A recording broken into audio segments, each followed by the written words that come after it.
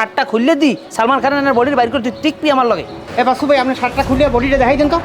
দরকার নাই, রাস্তাঘাটে শার্ট খুললে এটা শরম করে, বাদ দাও। দেখেন আপনাদের সাথে আমার কোনো শত্রুতা নাই ভাই, আপনারা এখান দিয়ে যান, আপনাগুলো আমি কোনো ঝামেলা চাই না, মারামারি চাই না।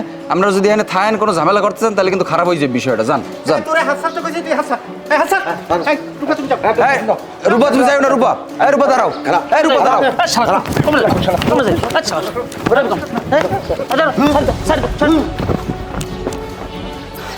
তোরা আমার গায়ে হাত তুললি না, তোরা আমার মালি না।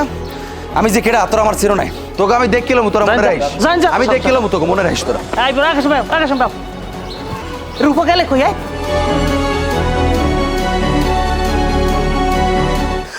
বলছো রূপা শালারে এমন মাইরো মারছি, পাগলা কুত্তেরও মানুষ ওভাবে পিটায় না, থানায় পুলিশ আসামি এরম পিটায় না। এবার বসবে আনে মজা, তোমার আর ডিস্টার্ব না করে।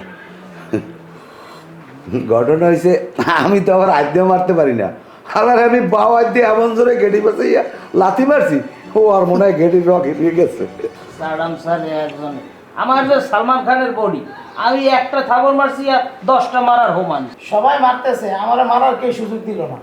তা আমি কি করছি শালারে অথু 10 বার সেট দিয়ে দিছি মাথায়। এটা আপনারা কি করছেন? তাহলে মারছেন কেন? আর এটা তুমি কেমন কথা কইতে আছো?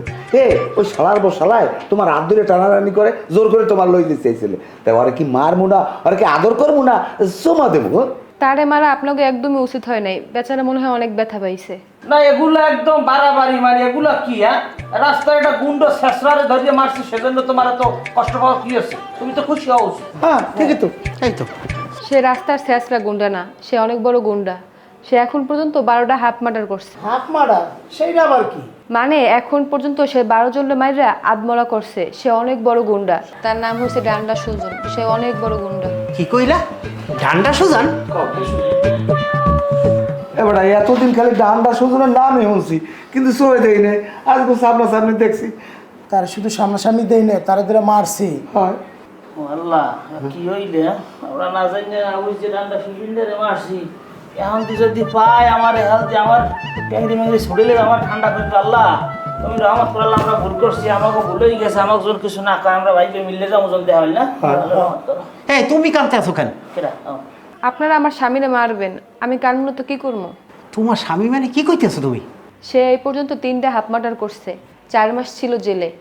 আমি আগে যে বাসা থাকতাম সেই বাসায় আমার 3 মাসের ভাড়া পাচ্ছে। আমার বাসায় খাওয়া দাওয়ার মতো চাল ডাল কিচ্ছু ছিল না, তাই আমি এই বুয়োর কাজে নামছি।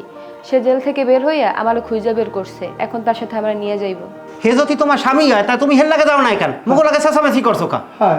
আমি তারে বলছিলাম গুন্ডামি ছেড়ে দিতে। সে যতদিন গুন্ডামি না ছাড়বে অতদিন আমি বলছিলাম তার সাথে যাবো না। এর জন্য আমি রাস্তায় বসে চিল্লাচিল্লি করছি।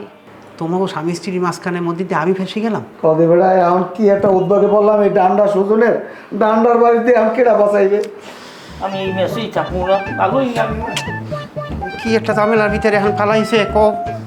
বেড়া এই কামের সেমরিডারে আমি এত ভালো পাইলাম, বেতন হ্যাঁ ডাবল দিছি। এরপর শুনি কি, হ্যাঁ স্বামী আছে। কপালে নাই কি ঠকঠকাই হইবে কি?